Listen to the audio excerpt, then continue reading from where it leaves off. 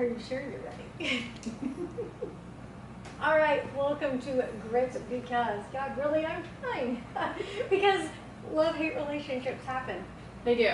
And It's inevitable. I've got kind of a laundry list, but I tried to narrow it down to 3 that we could talk about, because it's really not just about having a gripe or having something that you're passionate about, but they're kind of important because they kind of force you to investigate why you keep doing something that kind of aggravates you.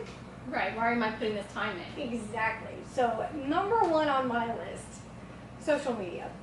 Love-hate relationship with the social media. Yes.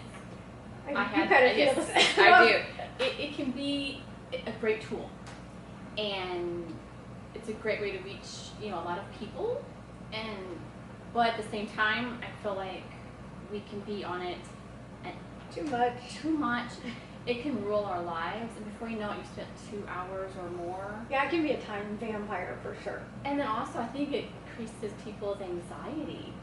Some people aren't, they're watching how many likes and how many comments, and it's really not about that, but people become obsessed about it.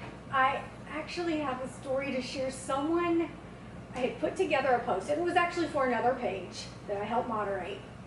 And someone took the time to write in that they were confused as to why one comment had a like and another comment had a love.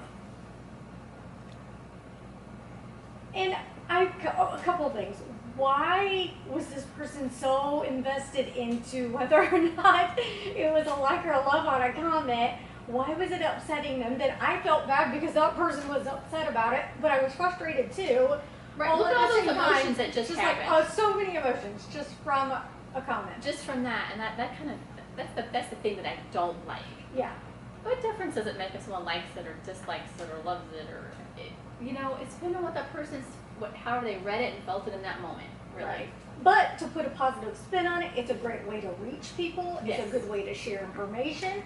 You can get a lot of positive information from social media. You can. I follow several different types of people just because I like a well-rounded source of information, and I can learn so much just for me personally, and it can be if used in the right way. Yeah. All right, so what's on your list as one of your... So again, I think we had one in common, that was the social media. Another one, is marriage. I've been married 24 years. I love being married. I love being a wife. Is it always wonderful and roses? Absolutely not. We made it 24 years, and there were days I'm like, how did we ever get here? How did it happen?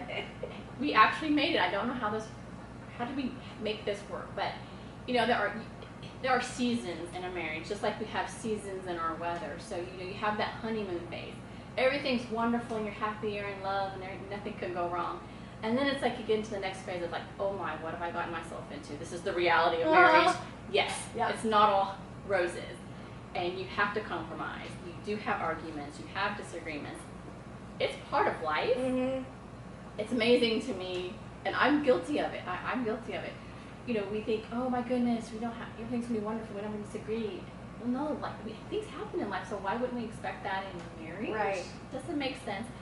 And then it all kind of comes full circle. You go through these phases, and it all comes back around. Yeah, there are days you wake up and you like, oh, I'm so glad I married this individual, and there are days you wake up and like, I love them, but I don't like them right now. It's the reality, folks. That's how it is. It is. I'll kind of play off of that. I'll go a step further. One on my list is parenthood. Okay, there's a love-hate relationship with the fact that me and my husband, we do not have kids. Some days I'm thrilled that we don't, and other days I'm like, oh, darn, should we get on that? Or, it's one of those issues that growing up I saw it in the plan, but as you grow and life happens, things change. Right. So the plan changes, and sometimes that can be a blessing in disguise, but then it's also confusing. I don't know if you feel the same way at all. Yeah, because we don't have children, and people sometimes look at you like, why don't you have kids? Then don't you?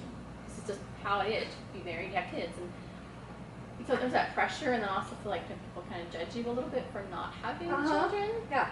And children are wonderful. We love kids. It's just never been part of our plan. Right. And here's my thing: if God really wanted me to be a mom, you know, if Dwayne was supposed to be a dad and we're supposed to have this wonderful, you know, 2 or 3 kids or whatever, it would have happened. You know, it's still not too late necessarily, but it's just not something that's happened.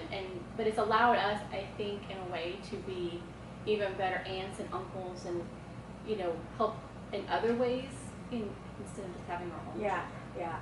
You almost get an awkward look if you're okay with it.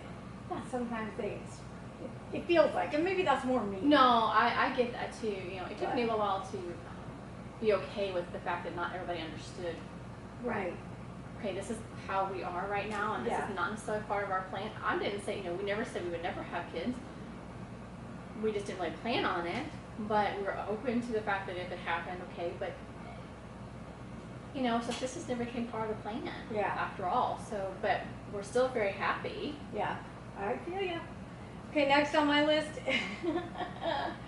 fitness, and specifically running. Big love-hate relationship. People probably think right out the gate, you love it. That's love, love, love.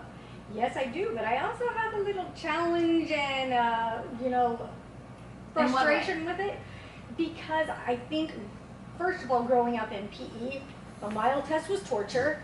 Yeah. It was a punishment if, you know. We did not find the fun in it. Right. It was a punishment. If you weren't doing, you know, if the class got in trouble, then we had to run laps, that kind of thing. Right. So it was more of a punishment. It wasn't like, hey, you wasn't guys did enjoyment. good, let's go out and run. Or they didn't really teach you how to run correctly, so you kind of, I think, and that's where I think the challenge came in that I liked, was that, okay, it hasn't been an easy path for you, but you can do it, and here's how you can do it. Mm-hmm. So I felt like, oh, okay, this is something, it's a challenge, but I'm gonna do it different than everybody else, and I was successful in that in some aspects. So I learned to love it in that aspect, yeah. So definitely something that, you know, has been one of those ups and downs for sure. But it's taught me so many things. It taught me that you can do things your own way.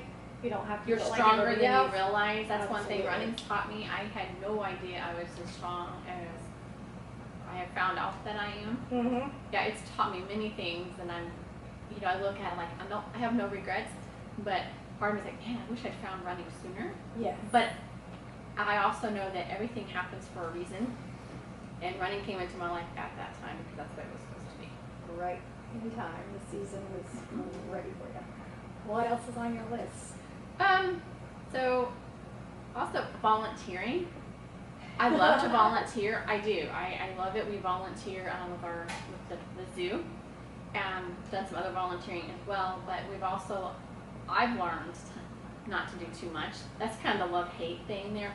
I love to do it, but what I have found is I can take on too much. Right. So I have to prioritize which of these organizations do I really want to invest my time in, and then limit it to that, because before you know it, you can be spinning your wheels and you're going in so many different directions and you can't keep up and you're exhausted. So enjoy it, give back, absolutely, because it's one of the greatest things you can do, but make sure you have a balance. All right. That's what I think. Love-hate relationships are important because they teach you to, you know, explore your relationship with that subject or whatever you have that kind of up and down roller coaster with. So don't shy away from it. If it's something you're curious about why you do or don't love it, figure it out and learn why. Absolutely. And if it's something you've always thought about doing but wasn't sure, try it. And then if you love it, great. If you don't, okay, you've stepped out of your comfort zone. It's okay to do that too. Absolutely. And that's why GRITbecause love-hate relationships matter. That's right. We're hanging out at Copper King and Coffee Roasters. Thanks for watching and have a great day. We'll see you soon.